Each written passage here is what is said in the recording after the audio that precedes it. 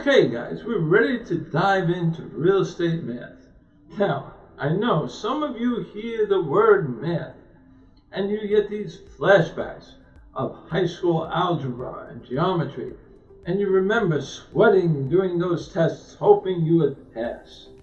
But let me dissuade some of your fears.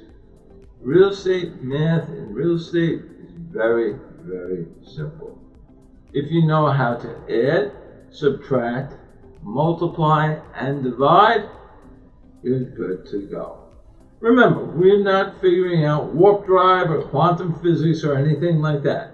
Simple, basic math. The other thing you're going to need, of course, for your exams is a basic, simple calculator. I tell all the students, go to a 99-cent store if you don't happen to have one, and pick one up. Again, we just want to make sure it has simple functions. We don't need a scientific calculator, mortgage calculator, or anything like that.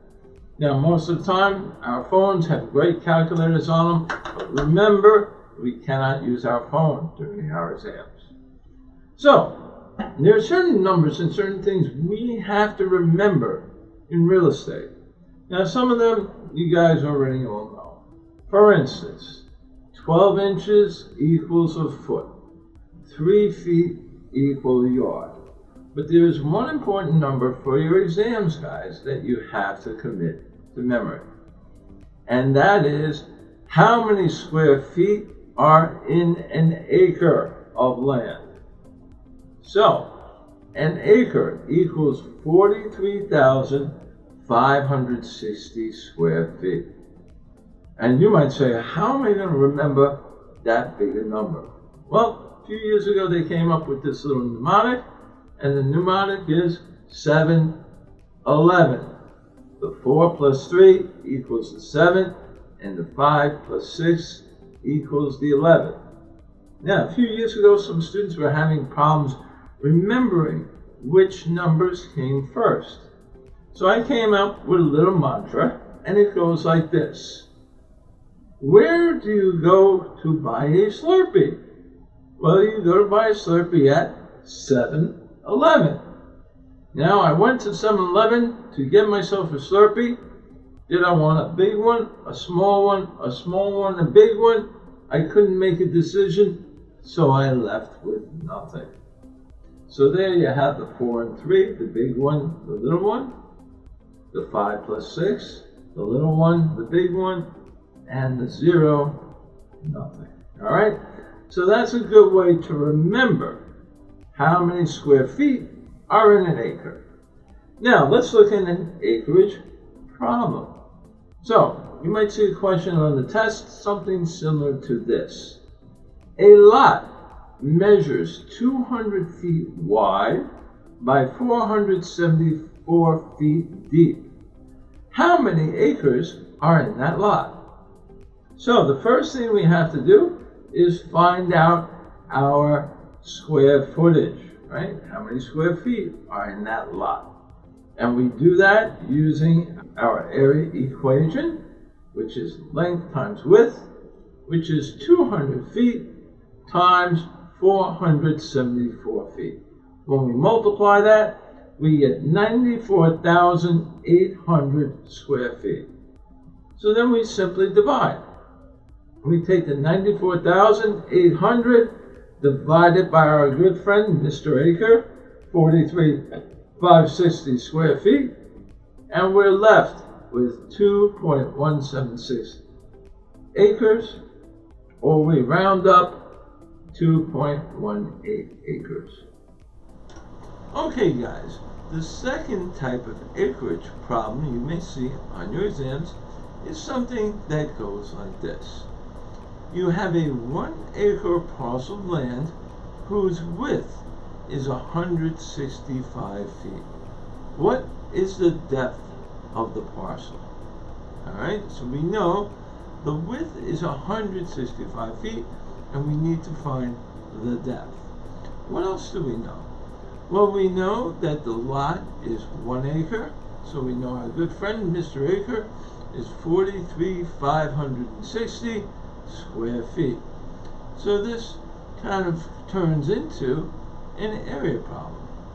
And we know the area of a parcel is width times depth. So width is 165 feet. The depth, that's what we're trying to find out. So if we multiply the two of those, we get the acre, which is 43,560 square feet. So to simply do this, we take the acre, 43,560 square feet, and we divide by the 165 feet to get the answer of 264 feet. All right, let's move on to the next topic, commission. And I'm sure you're all interested in commissions, and there's a lot of different types of commission problems that you may see on your exam. Let's look at some. First one, Mr. Green, a real estate broker, earns a commission of $16,000 on a sale of the property. His rate of commission was 5.5%. What was the selling price of the property? All right, so let's look at it. Sales price times the rate of commission equals commission dollars. What do we know? We don't know the sales price, but we know the rate of commission and we know the dollars of commission. So what do we do? Well, we simply take the dollars of commission and divide by the rate of commission. In other words, the $16,000 divided by 5.5%. Now, I prefer to convert the percentage to decimal. So we simply take the dollars of commission and we divide by the rate of commission. So we have the 16,000 divided by 5.5%. Or I like to convert the 5.5% to a decimal. So 5.5% expressed in decimal is 0.055. So we now have $16,000 divided by 0.055. And when we put that in the calculator, we get $290,909.09. So the answer, which we would see on the exam, would probably be $290,909. All right, let's tackle another type of commission problem. The brokerage that you work for sells your listing for $350,000. The brokerage fee is 6%. Your split with your broker is 60-40. Hopefully you get the 60. What is your commission? So this problem has a few steps to it. Step number 1, we have to find out the total commission. All right. So how we do that is simply multiply the selling price times the brokerage commission. In this case, the $350,000 times the 6%, or 350 times 6% in decimal, 0.06, equals $21,000. That's the total commission. So step number 2, we have to find out what your commission is, right? So we know the total commission, $21,000. So to get your commission, we multiply that by your percentage that you receive, and hopefully you get that 60%. So 21,000 times 60% equals your commission, or again, 21,000 times, I like to convert to decimal, 0.60, 60% equals the commission. When we do the 350 times 0.06, we get $12,600, and that would be your commission. Okay guys, let's look at the next type of math problem, an assessment problem. tax assessment. Remember, the assessed value is the value used for real estate tax purposes. So, let's look at the problem. A home was appraised for $72,000. The tax assessed value is 82% of the appraised value, and the tax rate is $1.33 per $100 of assessed value. What is the monthly payment for taxes? All right, so this is a multi-step problem. So the first thing we have to find out is, of course, what the dollar amount is for the assessed value. So to do that, we simply take the $72,000 and multiply it by 82%, or 0.82. When we do that, we get $59,040. And that is our assessed value that the assessor's office is going to use to generate the taxes. So now what do we do? Well, we have to apply the tax rate. And the tax rate is $1.33 per $100 of assessed value. So how I like to do these problems, guys, is take the $1.33 first. So what I do is I take the $59,040 and I multiply it by the $1.33. When I do that, it comes out to $78,523.20. Now, since it's $1.33 per 100, I take that number and divide it by 100, and I get $785.23. So after dividing by 100, I get $785.23. But remember, that is the annual taxes. What does the problem ask us for? It asks us for the monthly payment. So what do? I simply take the $785.23 and divide by 12 to get the monthly amount. So when I do that, $785.23, divide that by 12. When I put that in my calculator, I get 65.436, and I'm allowed to round up here. So the monthly taxes are $65.44. And that, guys, is a simple assessment problem. Okay, now let's look at another problem that you may see on your exam, but also we do use in real life. And this is how we figure out the square footage of an apartment, an office, or anything of that nature. All right, let's look at this shape on the board. Now, we can notice right away that this shape is neither a square, a rectangle, or a triangle. If we look at it, it really looks like it's a mishmash of a bunch of different shapes. So how are we going to figure out the total square footage? In order to figure out the square footage, we have to break this shape down into the components that we can understand. So, if we make a line across the bottom, we now have what looks kind of like a square. And that square's dimensions are 25 feet by 25 feet. Now, if we chop off the nose, so to speak, we now have a rectangle that we see on the top has a length of 50 feet, but what is the width? Well, we know the whole side is 50 feet, and the part that's just a square is 25 feet. So we take 50 feet minus 25, so that part of the rectangle must be 25 feet.